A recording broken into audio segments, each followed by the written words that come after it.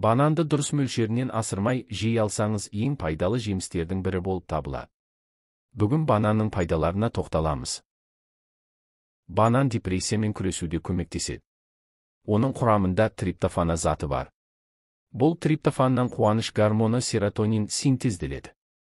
Сондықтан бір банан жеп көңіл-күйді айтарлықтай жақсартуға болады. Банан әлемдегі аллергия тудырмайтын жалғыз ғана жеміс. Тіпті жас нәрестелерде де банан ешқандай гиперсезімталдық, яғни аллергия көріністерін бермейді. Сүйектерді қатайтады. Банан арқасында ағзадағы кальций жиналып тұрады. Қалыпты жағдайда ағзадан кальций сынды пайдалы минералдар зәрмен сыртқа шығып кетіп отырады.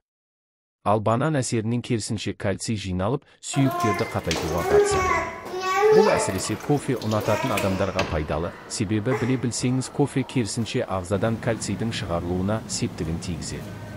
Ішек микрофлорасын жақсартады. Банан құрамындағы ферменттер арқасында ағзаға тағаммен түскен пайдалы заттар әдеттегіден қарағанда жылдамырақ сіңіріледі. Іш қату. Іш қатуы бар адамдар үшін банан өте пайдалы жеміс. Әрдайым банан жеу іш қатудан мықты қорғаныш. Банан асқазандағы изжога секілді жағымсыз жағдайдан құтылуға да бірден бір себеп. Банан жегеннен кейін ол асқазан шырышты қабатында қорғаныш қабатын түзеді.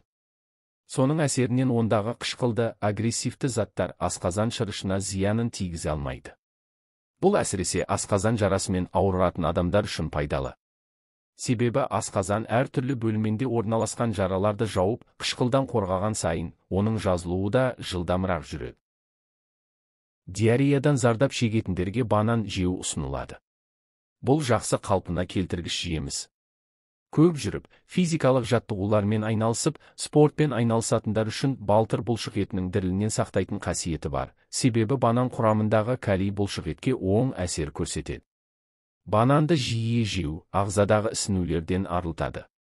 Егер спортпен шұғылданбас бұрын банан жеп алсаңыз, бұл жаттығулардың эффективті өтуіне септігін тигізеді. Себебі ағзада қант мөлшері көбейіп, энергия жаттығулардың соңына дейін жететін болады. Банан құрамындағы серотонин және басқа да пайдалы заттар етеккір кезінде оның симптомдарын жеңілдетіп, бұрынғыдан қарағанда қолайлырақ өтуге көмектеседі.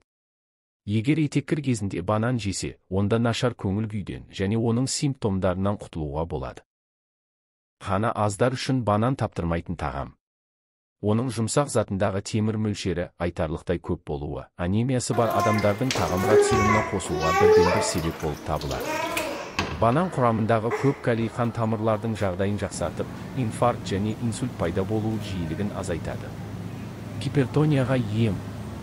Бананда бар антиоксиданттар және амин қышқылдар ағзаны қолайсыз факторлардан қорғап, қорғанышты қасиеттің, яғни иммунитетті жоғарылатады. Банан бүйрекке оң әсер көрсете алады. Пайдалы заттар, микроэлементтер бүйрек қызметіне көмектесіп, құм мен тастардан арылуға көмегін тигізеді. Банан қабығы жәндіктер шаққаннан кейін пайда болатын қышуға жақсы көмектеседі. Қабығын ішкі жағынан шаққан жерге біраз уақыт қойса, нәтижесі бірден байқалады. Банан дене температурасын қажет кезде төмендету қабілеті бар. Бұл әсіресе күн ыстық кезде, немесе қызба кезінде аса пайдалы. Никотинді тәуелділіктен құтылып келе жатқан адам үшін банан жеу пайдалы. Көп мөлшердегі дәрумендер, калий, магний ағзадағы қалып қойған никотинді шығарып, темексіз өмірге жылдам үйренуге алып келеді.